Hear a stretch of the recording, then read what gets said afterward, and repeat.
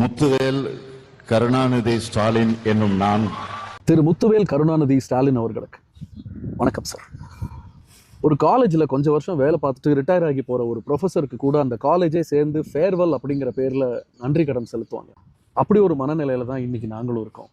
நீங்கள் சிஎம்மாக இருந்த இந்த 5 வருஷத்தில் எத்தனையோ சேலஞ்சஸை ஃபேஸ் பண்ணியிருப்பீங்க. உட்கட்சி, எதிர்கட்சி, ஒன்றிய அரசுன்னு தினமும் 1008 பிரச்சனைகளை சந்திச்சிருப்பீங்க.